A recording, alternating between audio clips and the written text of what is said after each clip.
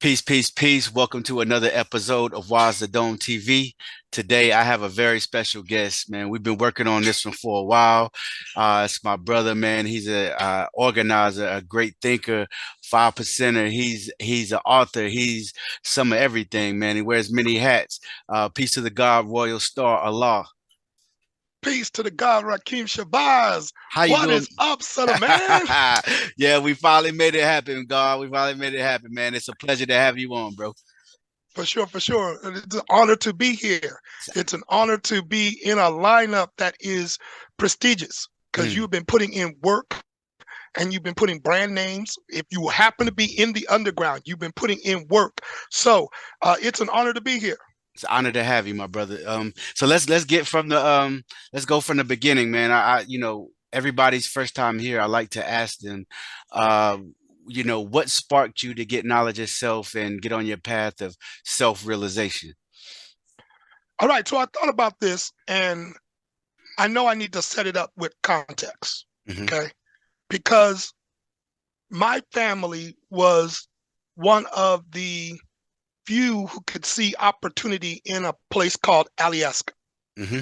right? So I'm going to put that symbol up if the Hmm. computer will allow me to. Hmm. And I, because of my experience in Alieska, I tend to use as many indigenous names for locations as possible on this colonized land that was formerly called Turtle Island that we now call North America. So because my family was a part of the second wave of the Great Migration up north, Hmm. I was born in an environment that is unique. So ANSA, or Alaska Native Settlement Claims Act, was put into effect in 1971, about understanding years before I was born. So 3 years before I was born. And the person who argued the case at the Supreme Court I grew up with, his name was Willie Hensley. So what they did was cede back to Native semi-sovereignty, because it's still like a glorified Dawes Act from Hmm. 1887, which started the reservations, Hmm. 80 million square miles. Mm. So Native people have economic power in Alyeska or Alaska that they don't have here in the lower 48. They have a presence there that they don't have here in what we call the lower 48. What does that mean? That means assimilation and Americanization was not a factor in my growing up. Mm. Hmm. Oh, so Senator Betty Davis, a state senator, very dark, knowledge seed. She was dark skinned, black woman who was a former educator, purposely recruited refugees from the lower 48 whenever they became available to come to Alaska, Alyeska, and not only visit but live. So there's a Hmong section. And Hmm. when I say there's a Hmong section in Anchorage, there's a Hmong section with their own school, and they eat as much of their traditional food as possible. Dope. So if you go to that section of Mountain View, which is a neighborhood in Anchorage, you are in, for all intents and purposes, Hmong land. There's Hmm. a Sudanese section. There's a Somali section. There's a Latin section, because I know they go between Latin and Latinx section. And so what Senator Betty Davis said was, instead of bringing you to the United Nations, I brought the United Nations to you. Mm. So when we did multiculturalism, those who brought their culture to the table didn't bring a version that was within the right of comfort of European Americans. European Americans, where I come from, learned to adjust to original people rather than the other way around. So Mm. when they come and visit here in the lower 48, they're like, what's wrong with white people? That's how they go to black people and ask, what's wrong with white people? Right? Because we grew up in a totally different environment. Saying that, I grew up in high school with 5%ers. Right. I Right. grew up with Ansar Allah. We are seen and heard everywhere. Okay. Mm. So it was being in college in the 90s and attending the Million Man March. Once I went to the Million Man March and I saw the gods, I was like, yo, I want in. Okay. Right. So when Right. I returned, I come in and our self-esteem, self-identity, self-image was just built on a different square. So Hmm. when I went to go on this pathway of, oh, black man is God, I have complete possession of my mind. How do I navigate a society that is geared to put me at a fixed location of the racial caste system Right. against my will? Okay. Hmm. So now that's where supreme mathematics, that's where alphabet kick in order to assist with how do I present in each environment. Hmm. So because of my background and because of the nature of Alieska, when I go into an environment, I literally get to start shifting the uh, circumference of what they think of me because I'm going to be using as many indigenous words as possible. So, like, if you come to visit and you say, "Oh, I would like to visit Mount McKinley," we all start laughing at you. We go, "Like, you mean Denali?" Hmm. President McKinley never visited Alieska. Mm. So, the workers who would come up because they were butchering native words. One of the native elders looked at one guy and he was a worker. He was coming up for the pipeline and he goes, "Where are you from?" The guy said, "I'm from Chicago." And he goes, "Chichaco?" To purposely mess it up. So now that's what rookie means in Anchorage, Chichaco. If you Right. this is your first time going around the sun with us and this is your first winter, our word for rookie is Chichaco. That's funny. Now it's extremely enlightening and interesting and fascinating. So I kind of want to stay here just for a second. When it comes to Alyeska, right? Mhm. And uh, like you said, you have original people that came through different movements and that you said I believe Senator, what was her name, Betty Betty Davis. Davis. All right, and then also you have obviously indigenous people who were already there. um Whenever you think about especially with the indigenous people that were already there, from what you saw firsthand and what you've witnessed, what are some of the issues that this community is pushing towards the forefront in Alyeska, as far as whether it's land rights, human rights? Um, what are some of the issues that they are, facing and fighting for? Full sovereignty, Mm, period, hmm. on their land. Right. That's what they're fighting for. They don't want the federal government telling them anything, and they want the state government muted. Mm, Okay, when it comes down to their subsistence rights. So hmm. the fight is always over resources. And when I say resources, I mean food, like the berries. Please don't pollute the land. Mm, It's hmm. waterways, it's Hmm. salmon. So how do you respect international waters when you see those as yours too? Okay, so that's where they're having back and forth when it comes down to sovereignty, because a Japanese fishing trolley will come and scoop up some salmon, and you're sitting up there like, yeah, but we need enough in order to make it back to their breeding grounds. Hmm. Hmm. And when the federal government is stopping native people from fishing, when the state government is backing up the federal government, now we've got a fight Hmm. that is involving people's lives, like what's going on in Palestine. This isn't a game of contracts. This isn't monopoly. This isn't risk. This is, I don't have enough food to get through the winter because you guys took it all. And Mm. that's stealing, you know? Right, right. And So that's what the how does the how does the community and well, a community and powers that be, how do they respond to these fights for sovereignty? with fractured reactions. which basically is just a mini version of what we see in Washington D.C. because those apples don't fall too far from the tree. Hmm.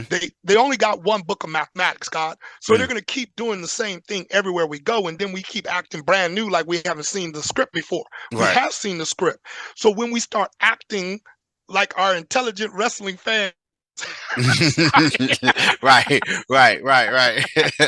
and act like we've seen it before and Mm, then do not entertain their mm, arguments. mhm, Now we can start treating our situation like the climate catastrophe that it is. mm, Okay. right. So part of the reason why a number of people have noticed that for like most of this lifetime, I've literally walked around. My feet is I only carry. I've literally walked around, and people are like, why don't you have a car? You know how to drive and everything. I was like, the Arctic Ocean is an ocean. Mm, Where is the ice cap? mm, Polar bears mm, who can swim 40 miles are drowning. mm. Grandpa walruses are throwing themselves off of cliffs in order to commit suicide and make room for the baby walruses. So all of the polar vortex coming down and you seeing winter in places that is not supposed to be down Yeah. south, or you're now starting to see spring and fall Hmm. spring where it's not supposed to be, means that the uh, subarctic is completely off. We are Hmm. now speeding up a new Hmm. ice age. And because we're so literal, and I have to remind myself, we're talking to people who couldn't tell that a third burger was more than a quarter pounder. Okay, right? We're dealing with, like Neil deGrasse Tyson would say, the scientifically illiterate, Right. and until it is visceral to them, Hmm. they don't really know it's happening. Yeah. So that's that's part of what we're Yeah. dealing with. And that's a heavy point because we do talk about the effects of uh capitalism on the environment, and we talk about global warming, but in a place like Alaska and in northern Canada and these places like how you mentioned, it seems there's a unique set of issues that these environmental issues cause. And whenever we think about indigenous culture, I just wanted to ask you this because in the lower 48, the European has, in a lot of ways, made original people other than their own selves by culturally, by uh, idea that if we don't assimilate into American culture, that we won't be able to get food, clothing, and shelter. Also, obviously, things that were implemented during our enslavement, as far as language, religion, and music, things that they outlawed, and the same goes with the indigenous American in the lower 48. But in Alaska or Alaska, right? There's also uh, a little bit of isolation there, right? Because you are, you know, away from the lower 48. And so culturally, being around indigenous people, like what have I guess what would you say you have picked up or learned from just seeing indigenous people who have their culture intact on a day-to-day basis? Their ability to be able to tell the European no and the European respect their no. Mm, right. That's been the biggest. To be able Hmm. to stand on your square like that and have the resources to where if the European gets mad, they cannot do anything to you. Right. Okay. Right. So the environment um helps. Hmm. When it's negative 15, like all last week, it was like negative 17, negative 18. God, how you gonna argue with me? What you gonna do? Right. Go outside for a walk? I gotta see this. Okay. Okay. Right. Right. Right. Right. So so the environment helps mute a lot of the rage that European Americans have. Mm, Okay. mm, So hmm. that's one. The second one would be access to resources. Hmm. So not only do they know how to um, subsist off of the land, and Europeans, not you and I, not know how to find resources or how to um, ferment food so that you have stuff that you couldn't eat beforehand. Now it's digested by fermentation for you to be able to eat, to have that kind of skill set. Because of the oil pipeline, there's a payout twice to one to the North Slope borough and then to the city of Valdez. The other one is to the state and then to the feds. So the 12 corporations that are built off of the ANSA receive money from the oil companies. So they have their own currency that they then deploy using native values. They don't even think about meeting the right to comfort of the European. So they have their own hospital. And when I say they have their own hospital, their own nurses, their own surgeons that they've developed over 2 generations now. Wow. And they will fly their elders from the bush into Anchorage and then fly their elders back. And they don't charge anybody. Well, they charge Medicaid and Medicare and the federal government. Yeah. But they don't charge their own people for providing health care to their own people. Wow. So it's commendable. Wow. And then when they have their programs, they will go out and do their own canvassing and do their own, they've got their own means of being sovereign people. So that becomes a source of identity creation, and that you just don't have here in the lower 48. When we scrounge and go to a job, just over broke, we get 24 cents for every dollar that the white people bring in. Right. Okay, and that's last quarter. That's not 2 years ago. That's not 10 years ago. That's like last quarter in 2023. Those are current numbers. So then when we're having a conversation within our community about freedom and how we get free, we're really having that conversation within slave quarters. We're not having that conversation on land that we are supreme upon. Right. Right. Wow. Wow. That's deep. That's deep. And one thing that I remember a while back, but I remember you had a campaign out there, because I wanted to ask you about some of the organizing that you were doing out there. But if I recall correctly, one of the things that you were organizing around was hunger, correct? Oh yes, in child hunger. Yes. Yeah. I remember that. I remember that. Right. So that was a big campaign. I threw a lot of time, talent, and energy into that because under Obama, one of the UN goals was to address child hunger worldwide by 2015. And the United States, of course, was behind in meeting its goals for addressing that. So statewide, I was able to go on a hunger strike in 2012 because there was a gap between what parents could pay at the school lunch and school breakfast program and what the federal government reimbursed. And there was a gap of like $1.9 million. And at that time, the state government was spending around $3 billion in operating costs. So we had plenty of money, and it wasn't even our money. It was oil money, to the point where there isn't a statewide sales tax. Wow. Okay. Because it's so much oil money. Okay? Right. Wow. So we're looking at the Republicans like, yo, so this is like the third time that we brought this bill in front of you. The first 2 times you shot it down. What's your problem? What's your malfunction? Did your mama not love you enough where you don't want to feed children? What the hell is your problem, right? Right. Because once that gap was solidified, the reimbursement would kick in and it would take care of itself. So it was a win-win situation. But I ended up having to, and I started on Bob Marley's birthday, February 6th, and I went 28 days. I lost like 40 pounds. Wow. On a hunger strike. And those who were my open enemies inside the state were completely taken aback by my political acumen. So they saw basically a poor righteous teacher. They saw somebody with no resources.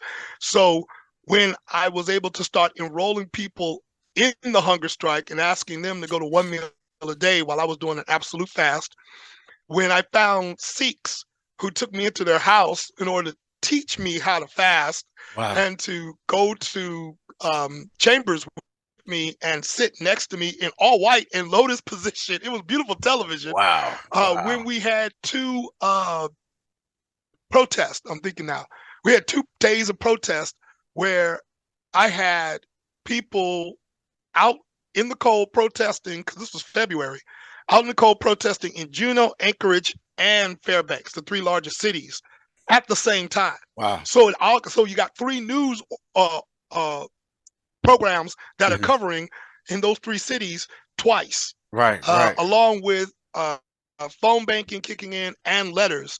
So they were completely surprised that someone with no money and no votes and no name was able to corral them to the point where we left there with not 1.9 million but 3 million, because Phew. we had 10 schools that had experimental gardens attached Wow. to them in the Wow. program.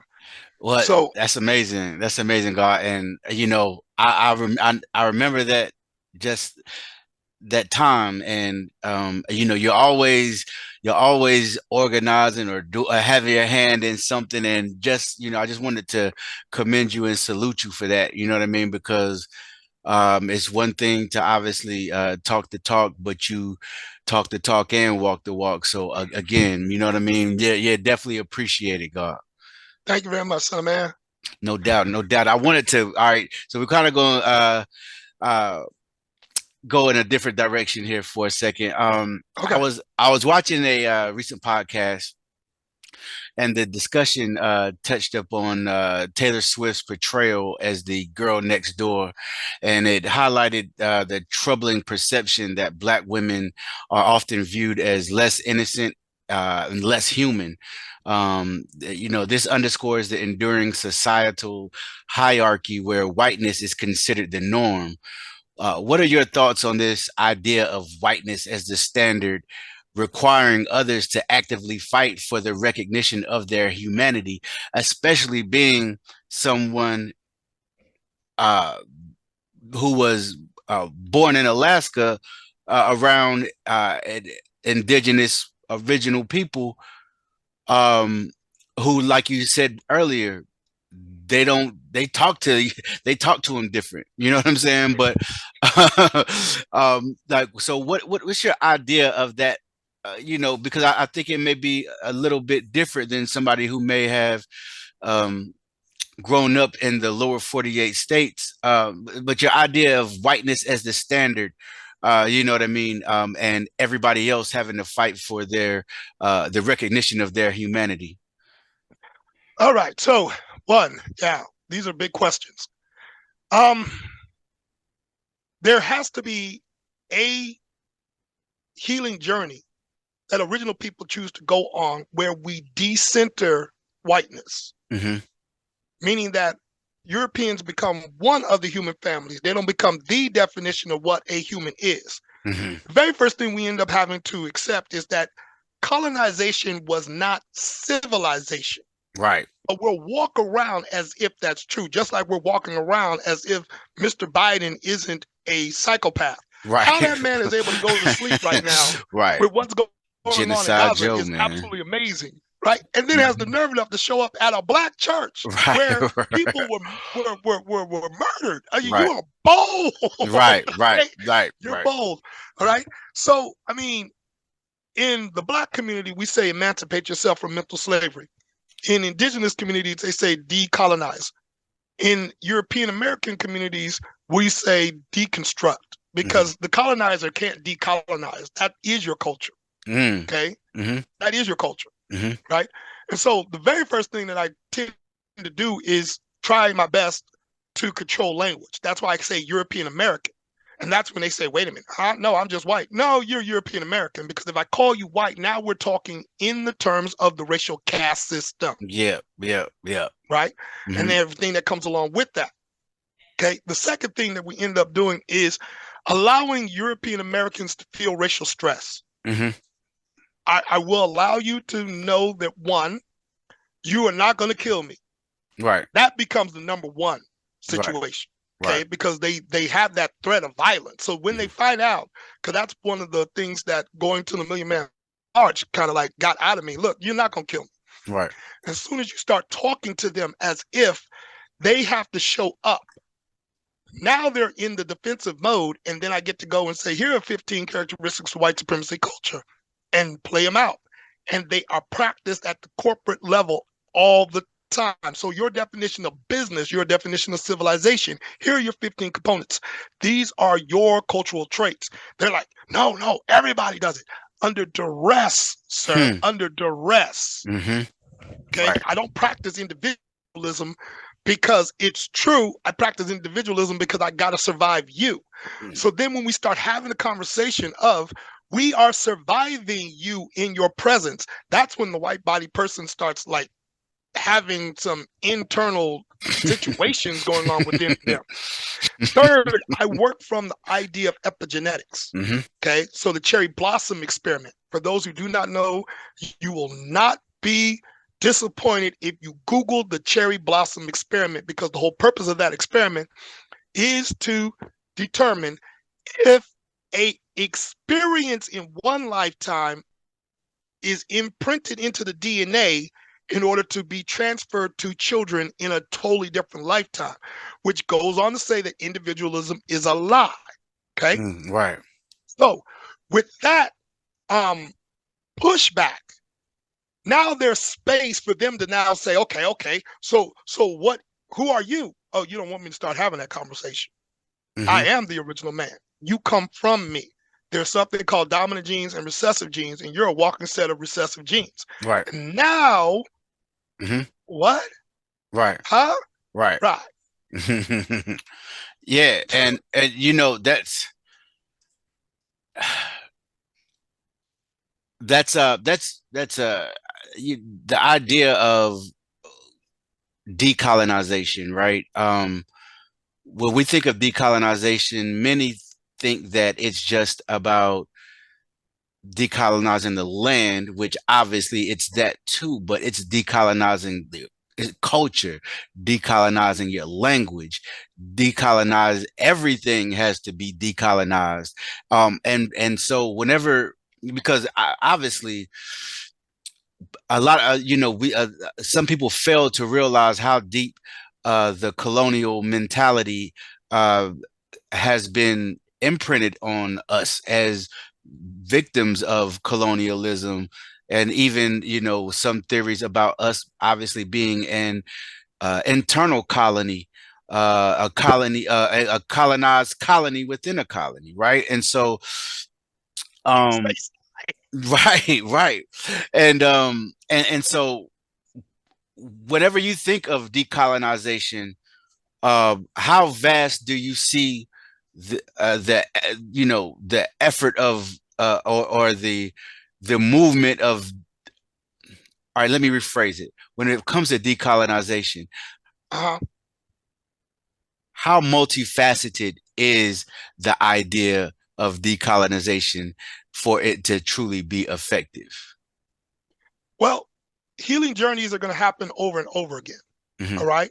Hmm. So what we really want is a capitalistic response, because that's what we're trained for.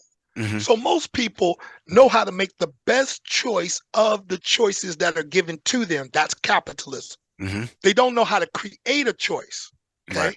So we're looking for a linear line, or linear line. That's being redundant, Royal Star. We're Hmm. looking for a line where it's just cause and effect, Hmm. where we can literally see, okay, here's the problem, here's the solution, here's the pathway to the solution. That line, for those who did not see that, is coiled. So it Hmm. looks more like a conch than Hmm. it does, you know what I'm saying? Yeah. A straight line. Right. Because you're going to spiral in it. So now you're going to go on your healing journey, and it's going to look like you're revisiting the same thing over and over again. And you're like, Yeah. wait a minute, but I thought I dealt Hmm. with this. And we're like, Yeah. yeah, but now it wasn't uh, your hair texture. Now it's your skin tone in this environment. So now it's not your hair texture and your skin tone, it's your aging. So you don't look like perfect 32-year-old Clark Kent. Hmm. So you're constantly moving away from the Eurocentric worldview and what they reward. Right. And then you're saying, okay, now I'm in outer space and I don't see where I'm going to be able to get a dollar. Hmm. And that's when you actually have to start crafting the support networks that you need that are outside of the capitalistic system. Right. Okay. Hmm. Because otherwise, you do have to play the game of, well, Taylor Swift is the woman next door. Even Hmm. though she ain't next to you, she's not a Right. part of your And neighborhood. she's I live in 34. a segregated city. What are you talking about? Right, right. You know what's funny? You know what's funny? I saw like like those crime shows, right? Like a crime documentary. I mean, and Yeah. it was these wives that like off their husbands, right? And it was what caught me though was it was like the first one was this white woman that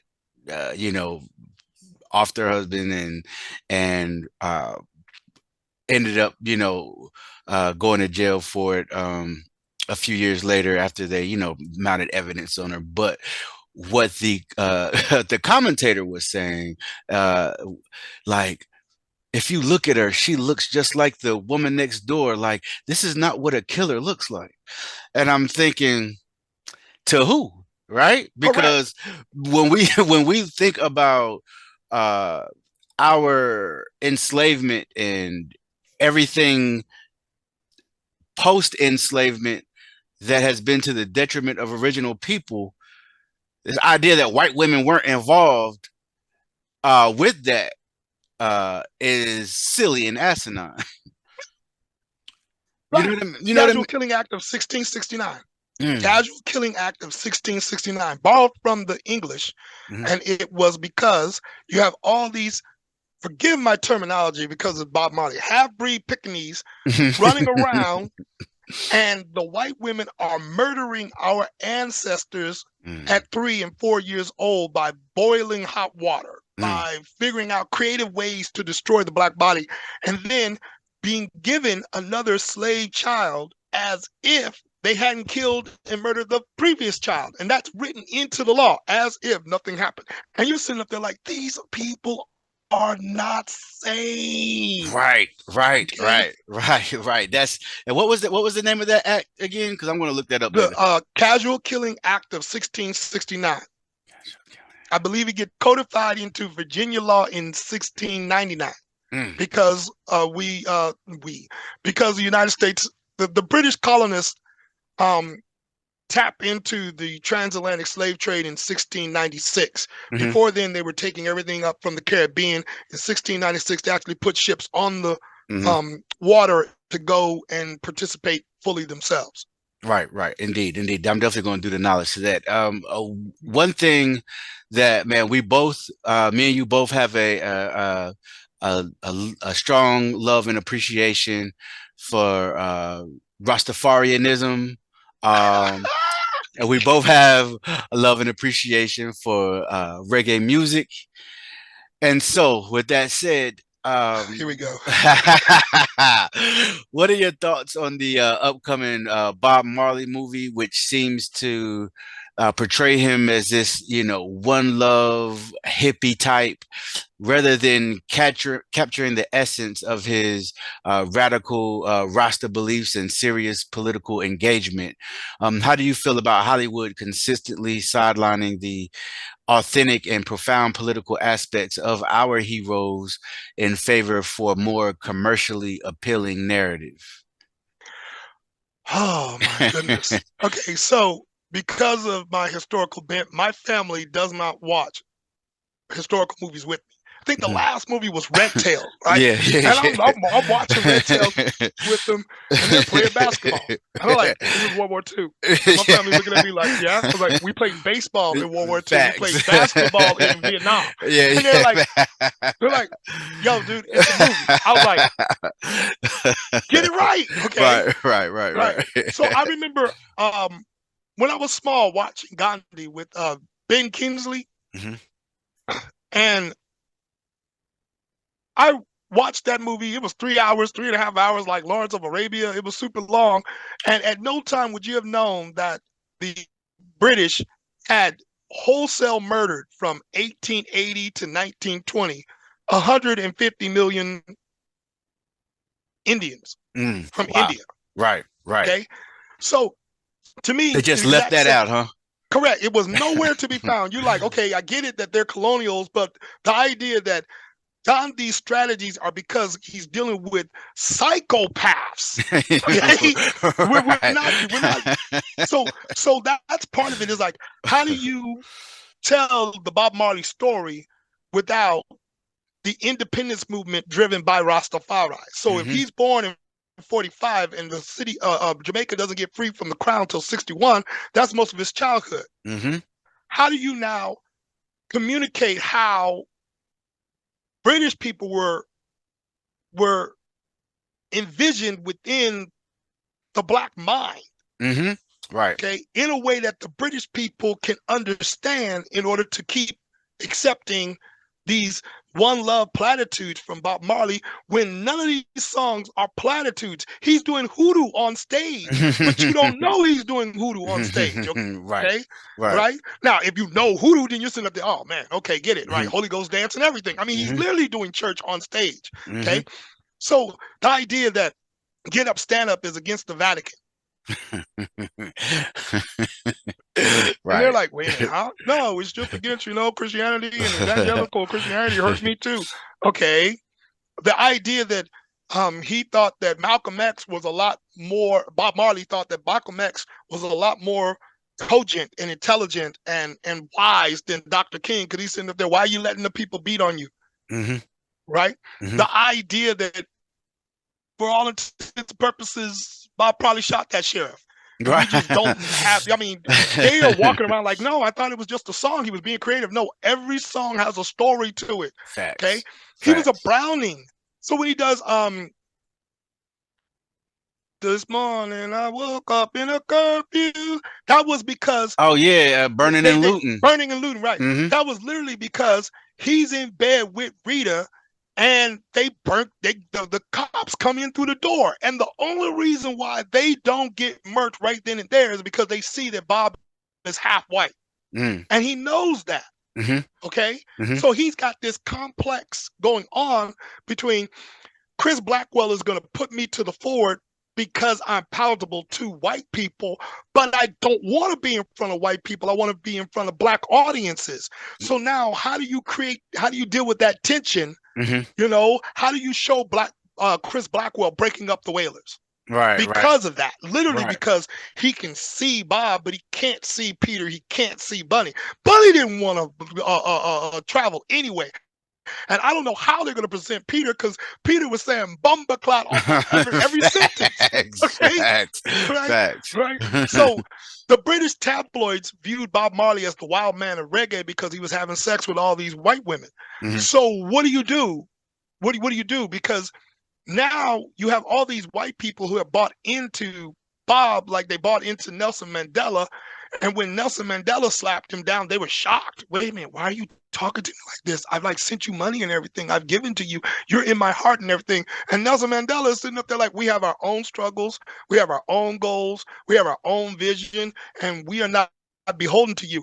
Same when it comes down to Rastafari. You can't find it. I mean, Sizzler, don't give me no white God. Don't tell Yeah. me anything wrong. Could a Mm. white God save me from white man It's one of my oppression? favorite joints too, man. Correct. Yeah. So when the young Europe here in Southern Oregon, right? Hmm. Because I mean, they couldn't say hooligan, so they said Oregon. Okay, Hmm. it's a hideout word, as far as I know. Um, there was Stephen came through with Anthony B. Hmm. And when Anthony B saw the white dreaddom, he started spitting on the dreads. And the European Americans were like, why are you treating me this way? And I'm cracking up laughing. I'm like, he Rasta. What do you mean? Right. And they're like, yeah, I know he's Rasta. Like one love. I'm like, you get that one Ah, love is see, that's my thing. They they really see the Rasta movement as one love and like ganja, like right? Because like if you look at, I watched the trailer again, um, and right, because it kind of irritates me, but I just like I had to just make sure I'm not tripping, But like in the um in the trailer. like one of the big parts of the trailer is like I guess some like roadie or manager or something white guy uh asked Bob hey you really got on the plane with all that ganja, and then Bob was like yeah but like this is what you are minimizing and marginalizing him to be, right? Are you going to mention Marcus Garvey? Are you going to mention Leonard Howell? No, Are you going to no, mention Paul Bogle? The Morant Bay Rebellion? Are you going to mention any of this? Leonard Howard called them devils. Right. No, bro, they're not. No, okay, right, that's the whole right, thing. right, No, right. that's the thing. So the idea that the rosters were the resistance movement, hmm okay, Anti-colonial movement. correct. Absolutely. It is the most Afrocentric, second to hoodoo. I mean, because I mean they try and argue that. Well, I take that back. Because hoodoo doesn't have any deities. It's just ancestor worship, not just Kokai. Um, because Rastafari has a deity, meaning the emperor, hmm it is the most Afrocentric religion in the Western Hemisphere. Okay. So, like the elders in Rastafari, I talk like an Englishman, I walk like an Englishman, I dress like an Englishman, but I'm not an Englishman. I don't want to do this. mm That idea that we don't want to be white, that hmm white is not the standard for humanity, hmm that's what they're wrestling with. We don't have to wrestle with that. Right. And as soon Right. as we allow our European American friends and family to wrestle with that, because I don't have to reconcile not being able to see myself as human. I can see me as human. You, European, you could not see a whole lot of people as human. I don't have to reconcile that. Mm. You have to. I Right. can't even help you reconcile that.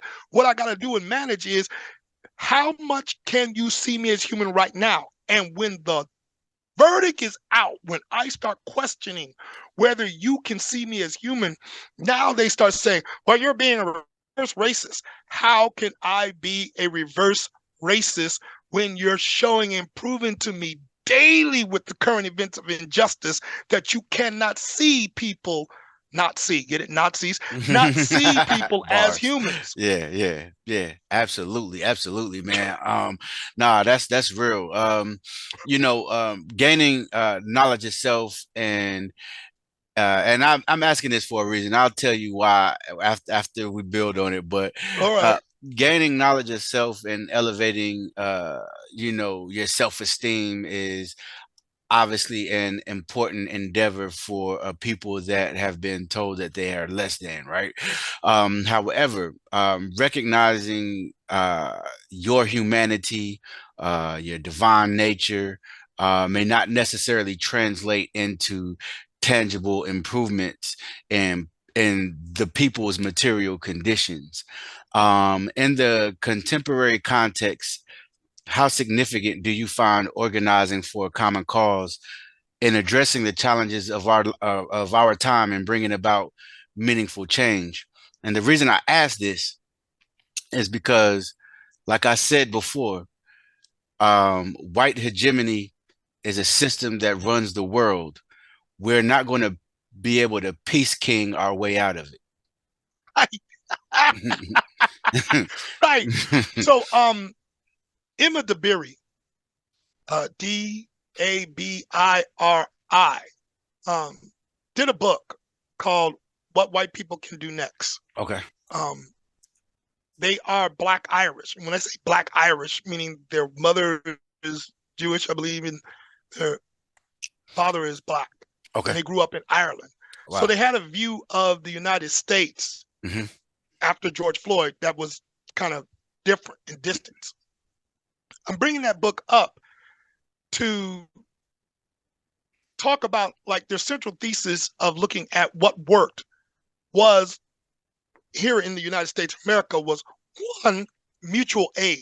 hmm Okay, so like the Black Panther Party taking care of 50,000 households with the breakfast program and the grocery giveaway once a week. hmm Okay, as a tangible example in modernity of what they meant by mutual aid.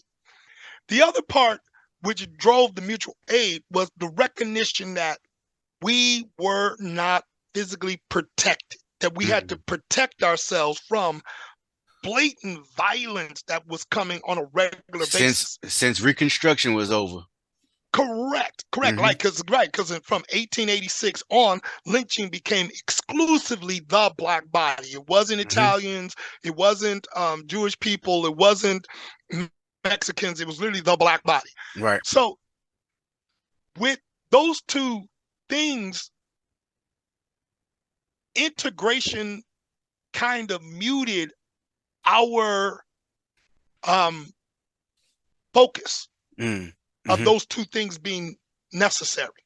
Hmm. So we try our best through proximity to mitigate the violence. And so if you know me, if you know that I'm a commissioner, if you know that I have degrees, if I have a nice car, if I'm dressed like you, if I'm through proximity, then you won't see me as a threat. But we're still managing white people as being direct physical, economic, and political threats to us. The resistance to us doing mutual aid has been new. That's literally a byproduct of integration. Right. So what I struggle with reconciling is this number that I found in The Slave Coast by Ned and Candace Sublette. Okay. Okay. And the number is 3,929,557. That number was the census inventory of our ancestors enslaved. Mm. I have not watched 12 Years a Slave on purpose because I had to read that damn book three Me too. times in school. Hmm. Okay. Hmm. So the reason why I don't watch that film is because how is this American Negro on three plantations? He was originally from New York. He was a farmer. He could read the sky, okay, because he had access to Benjamin Banneker's almanac, but you did not run away. Why? Mm. Why did you have to be rescued out of enslavement and And then you write a book? right, and also too in that book, which I haven't seen the movie, so I don't know if the movie shows it. He kind of, with him being a free African, he kind of had a smug attitude against other enslaved Africans until it happened to him. Uh, That's all of them. He Mhm. literally, at the beginning of the book, he's walking around as if he can dream like white people dream. And you're looking at him like, yo, man, Right, right. it's 1838. Dude, really? Right, Well, right. how so I end up having to, unlike my European American friends and family, I have to reconcile why were 99% of my ancestors choosing to collude in their own oppression? Mm. Why were they choosing to follow what white people gave them as their circumference instead Talking of, about like during integration and thing. I'm talking about doing everything prior to me being born. Okay. Yeah. Because the biggest thing from the civil rights movement, I was just reading President Joanne Robinson, and she was in charge of the Women's Political Council. So she taught Dr. King how to organize. And there were lots of abuses on the Montgomery bus line, Mm. including them, Hmm. Joanne Robinson, when they came in 1949, but no one was organizing to do anything about it. And it literally had to have like almost a spiritual moment download where it became clear to her that the only way that things were going to change was when black people chose to change them, that there was nothing going on inside of European Americans that was going to motivate them to outgrow segregation. Yeah. So so the question that I end up having to reconcile myself to is, why do we not continue operating from that paradigm Right. that we are what is driving the definition, which is Yeah. what James Baldwin said. The European American is defining themselves as not us. So when we change our behavior, they change their behavior because they're trying to be a parasite on our culture while defining themselves through violence as, well, I'm not getting treated like that. Yeah, absolutely. That's definitely that's profound, man. And also, me and you, we share a lot of book titles with each other. Um, what, but as somebody who's an organizer, somebody who has knowledge of self already and for years, months, and days, how and why is it important for you personally to continue to educate yourself, whether it be on things that are happening currently or things that happened in the past? You're somebody that continues to find value in our story, find value in our liberation movements, uh, to find value in the story of what went right, what went wrong. But for you, like, why is it important to continue these studies? You know. John Hope Franklin, um, when I got access to his textbook, Hmm. okay, um, and this was in college, Hmm. he said that if you understand your history, there's no way you do not become an activist. Mm. Okay. So once you actually, and there was nothing that prepared me to actually read the actual words of Hmm. our ancestors, Hmm. because from 1827 on, we pretty much have a written record. Okay. Right. Once I got to read what happened, I mean, especially after David Walker's book. Oh yeah, the David Um, Walker's appeal. Yeah, yeah, right, man, it fire you up, right? right. Yeah. To the point where they killed that man. Yeah. Okay. Crazy. We don't know if it was poisoning. We don't know if he was sick because of his daughter being sick. Hmm. Okay. Call it whatever you want to. All we know is there's a dead body, Right. all right, on 6, 1830, on his front porch of his business.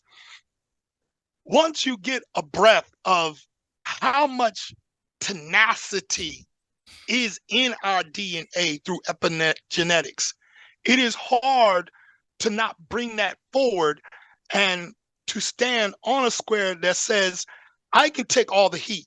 Hmm. I'm literally built to take the heat. Hmm. So when European Americans are fussing at me online, and because they definitely don't do it in my face, Right. Right. Right. okay? Right. So when they fuss online, or if I go to give a presentation, like I'll be on the radio this Friday Hmm. here locally in Dope. Eugene, Oregon, Hmm. they back up. And when they back up, that gives those who are paying attention a clean glass to drink from. Right. So if I'm not current with what's going on, that's where John Hope Franklin calls the vocation being a journalist historian, Hmm. because what you end up having to do is constantly correcting as the people go through their emotions Hmm. what the record is and what the record was, Right. so that they consciously make a choice, not unconsciously react to that one book of mathematics that the devil keeps using over and over again. Absolutely. Absolutely. And now, like, as far as with the war against Black history, I think it's even more. I mean, we, this is our duty, right? Correct. And But I think we must constantly and continue to educate ourselves on these topics. Like you said, continue to learn our history, continue to learn about what's happening in the present, put it all together. This is how this has to be a way of life, to be honest with you. You know what I mean? It's uh it's like you said, and quoting John Hope Franklin, like once you become proficient in our history, this is you have no other choice but to get out there and do something. You know what I mean? And shout out to John Hope Franklin, who has ties to Durham, North Carolina, where I'm from as well. Um, 1950. yeah, you know what I'm saying? um, um, whenever we think about what's going on in Gaza, what's going on in the Sudan, what's going on in the Congo, Okay. Yeah. and global white hegemony. The West is looking pretty bad, and as far as a PR standpoint, it's the same old playbook that what they've been doing, right? But I feel like we're entering into some new times where, due to the fact that we have access to everything online and social media, and people in the Congo, people in Sudan, people in Gaza can tell us what's happening in real time online, right? To the point where Sudan had a they got an internet blackout for the past 2 days for that reason. I believe Gaza had the same thing for a while, but as we know, things they have a way of getting certain information out there. And like I said, I feel like it's we all everybody the world knew about the imperialist regime of the West. That's not a secret, but I feel like uh, it's the idea of how in your face it is now, that the world is like, all right, you know what I mean? Well, or maybe I'm not sure, but whenever you see what's happening, uh, what comes to your mind? Contemplating Gaza, Sudan, the Congo, the influence of white supremacy, the current image of the West. It's evident that imperialism is a concerning issue. So, as you observe these things, like what comes to your mind? Grace, Mm, dispensing grace, mm-hmm, because the cognitive dissonance is becoming more difficult to manage. mm-hmm. So our Oh, right. European American, yeah, our That's European a American fact. friends, yeah, cannot sit there and keep viewing the United States of America as the greatest country on earth, Right. right? And when we have people over TikTok like Bisan and Motez, who are literally like completely disappointed in that there isn't a mass movement of European Americans shutting the country down Mm-hmm. so that it cannot aid and abet Israel. Right. Okay. Right. And now our European American friends and family are looking at each other saying, why aren't we doing something? Mm-hmm. Why, Right. what's going on with us to where we don't even feel like we have the power to do anything? We have all the resources, we have the awareness. Why are we not acting? Now, as an organizer, Mm-hmm. I'm looking at the impotence that our European American friends and family are stating that they are experiencing, and I want to organize around it. When we move forward, we need to have it clear in our minds. They are going to put up resistance. Mm-hmm. They are looking for the capitalistic response, which Mm-hmm. means they want what Gloria Johnson experienced with the Tennessee Three, where March for Our Lives came to Tennessee, Nashville.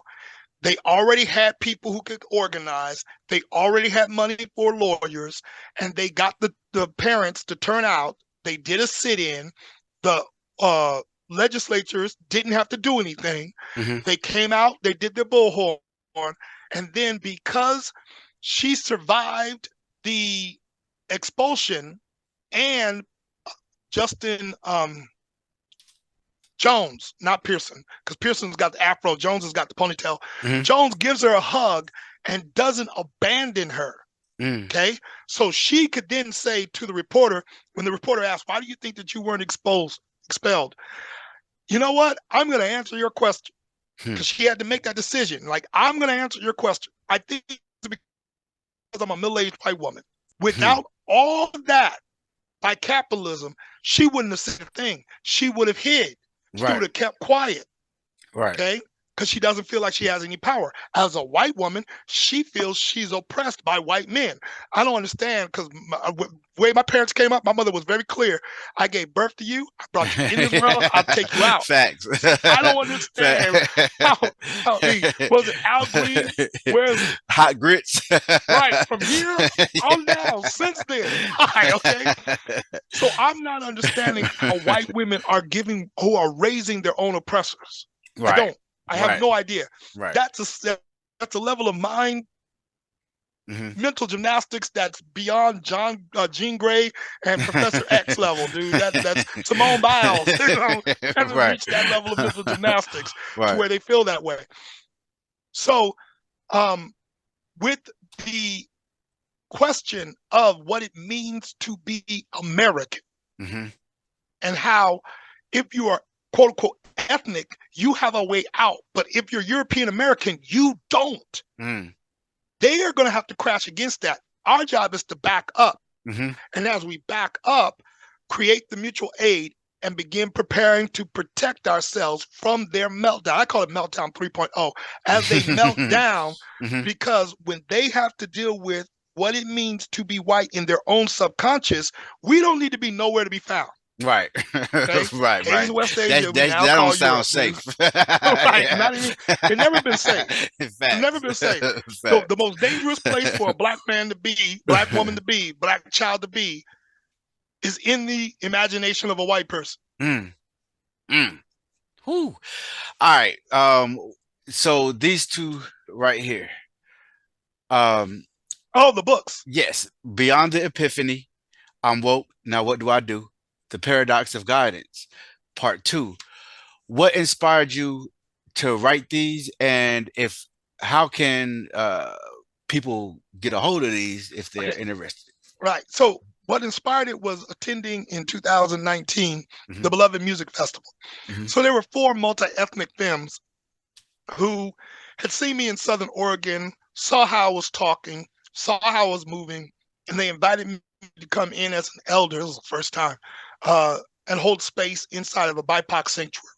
Hmm. They had attempted at an um, Afrofuturism festival to do a BIPOC sanctuary, Hmm. um, but it failed because it was Black people organizing it, and they had to yield to European American right to comfort. Right. Where at Beloved, it was done by European Americans because at Beloved 11, they're like, yo, we've been doing this for 10 years. How come the only Black people here, no matter how much positive vibration that we send out as hippies, the only Black people here are the ones that we paid to play music for us? Mm. So they decided to engage in some strategies in order to bring Black people in. Hmm. One of those strategies was the sanctuary. Hmm. So I held space inside the sanctuary, and what I saw was Black people actually open up, and how much genius is spent dealing with the white gaze, Yeah. Yeah. dealing with and protecting themselves from the microaggressions, Right. how we have to handle and interact with white people. Right. Right. Right. So after that experience, I wrote When and Where We Feel Safe, which was my memory of going to Beloved. Hmm. And then I was like, I went to the Unitarians and I was like, could you be the fiscal sponsor for a BIPOC sanctuary here? And I Mm. started organizing a BIPOC sanctuary there. Now, Nice. as soon as you start doing something like that, the white people look at you and they're like, why do you want to separate from us? Isn't this reverse racism? You thought integration was good, but you seem to want to like separate. Hmm. And I sit there and say, there needs to be sanctuaries for Black people to escape whiteness. And there Absolutely. need to be racial trauma centers for European Americans to reconcile what has happened here in North America. And Hmm. I don't want to be there when you guys have that reconciled. Right. So those two books are meant for European Americans. Hmm. Okay. Hmm. So the epiphany is, oh my God, I've been treated like a white person all the days of my life by white people and Black, brown, indigenous persons of color, which Hmm. is just a fancy way right now of just saying not white. Okay. Right. Right. Right. Right. Right. And then the paradox of guidance is that because European Americans feel trapped as white people, they really look to Black, brown, indigenous persons of color to get them out of the trap that their ancestors left for them. Hmm. And if we don't treat them as if they aren't open oppressors, they don't know how to interact with us. So the books are for them. Yeah. Yeah. Now, when it comes down to dealing with us, I have a totally different conversation, but I don't have that conversation publicly. Right. Right. No, absolutely. Absolutely, man. And that's dope, man. And so Royal Star, brother, it's always a pleasure to build with you, but this has been extremely dope. We got to do this again, man. Can and will, brother man, can and will. No doubt, no doubt. So let everybody know how they can find you on the socials. Oh, gotcha. Mhm, mhm. So you can go to RSA Defiant on TikTok. You can go to the honorable name Kakai Nosakere on Facebook. You can email me at royalstar907@gmail.com. And yeah, those are the primary ways to get in contact with me. Also, too, man, before we go, like I know you did a lot of teaching on TikTok. What happened? Didn't like and you got your account started getting real big Yeah, and they started asking them accounts left and right. Like what happened with that, correct. man? I What lost I happened? lost I lost 14 accounts in 16 months. Okay. They vicious over there, man. They vicious. They vicious. I've gone viral on lives for TikTok like many times. So the conservatives know who I am. They can't stand me. Right. Um, They're so probably yeah, the ones reporting it, right? correct, left and right. I get Yeah. mass reported right now. The public account that I have is mass reported. The private account is RSA Master. Okay. So yeah, For sure. For sure. that's what's up, man. All right, no doubt, no doubt, no doubt. All Well, right. again, peace, God. Thank you for coming through, Peace, brother. Almighty. Gracias, son of man.